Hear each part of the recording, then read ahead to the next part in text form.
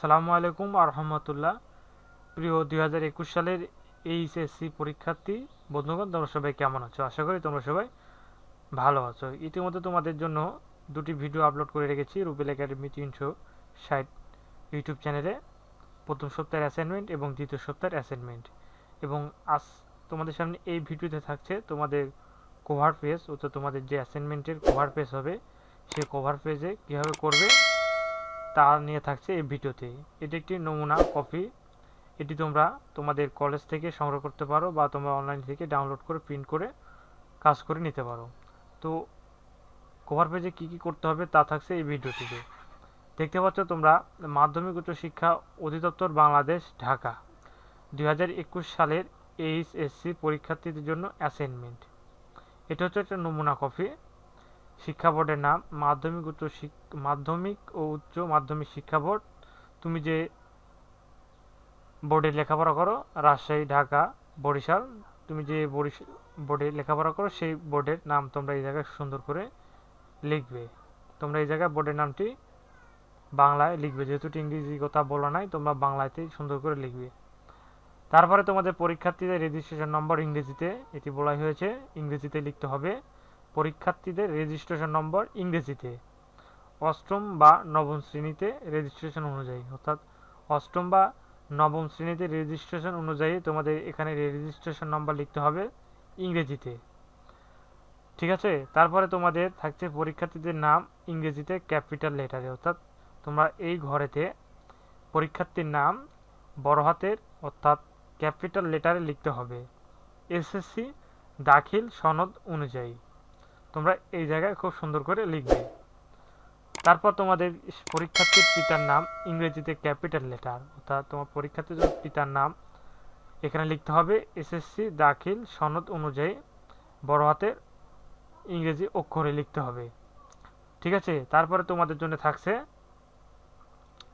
পরীক্ষার্থীর মাতার নাম ইংরেজিতে ক্যাপিটাল লেটারে, পিতার পাশাপাশি মাতার নামও লিখতে হবে বড় হাতের অক্ষরে ইংরেজিতে এসএসসি বা দাখিল সনদ অনুযায়ী। ঠিক আছে। তারপরে তোমাদের থাকছে বিষয় কোড ও বিষয়ের নাম। বিষয় কোড ও বিষয়ের নাম এই জায়গায় তিনটি ঘরে খুব সুন্দর করে লিখবে।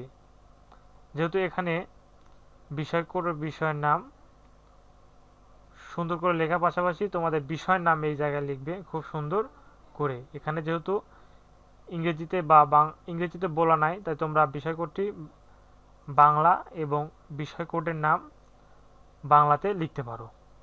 তারপরে অ্যাসাইনমেন্ট ক্রমিক নম্বর ইংরেজিতে।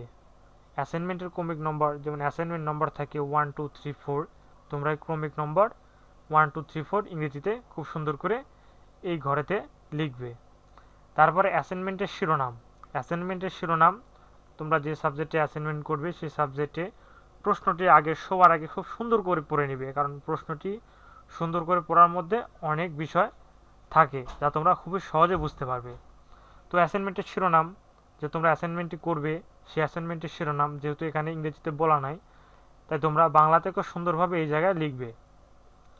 ওকে। তারপরে তোমাদের নিচের অংশ দেখতে পাচ্ছ, নিচের অংশ মূল্যায়নকারী শিক্ষক পূরণ করবে, অর্থাৎ তোমাদের যে কলেজের শিক্ষকরা আছে যে তোমার এই খাতাটি দেখবে সে মূল্যায়নকারী শিক্ষক পূরণ করবে। প্রাপ্ত নম্বর ইংরেজিতে লিখবে, অর্থাৎ শিক্ষকের কাজ নির্দেশনা বা নির্দেশক প্রাপ্ত নম্বর এখানে লিখে দিবে। ওকে। তারপরে তোমাদের জন্য থাকছে নিচের অংশ সংশ্লিষ্ট শিক্ষা প্রতিষ্ঠান কর্তৃক পূরণ, অর্থাৎ তোমাদের কলেজের প্রতিষ্ঠানের শিক্ষকরা যারা তোমাদের অ্যাসাইনমেন্টের কাজে নিয়োজিত থাকবে তারা এখানে বিষয়টি লিখবে।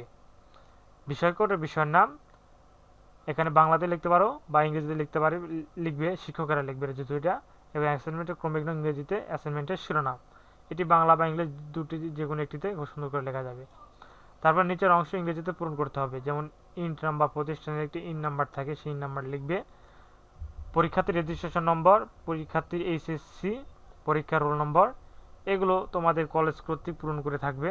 তারপরে শিক্ষা বোর্ডের জন্য, তাহলে শিক্ষা বোর্ডের জন্য পূর্ণ মূল্যায়নকারী শিক্ষকত্ব তোমাদের অ্যাসাইনমেন্টের এই বিষয়টি আবার শিক্ষা বোর্ড অনুযায়ী দেখবে এবং সে অনুযায়ী প্রাপ্ত নম্বর প্রদান করবে এবং শিক্ষকের নাম ও স্বাক্ষর প্রদান করা হবে।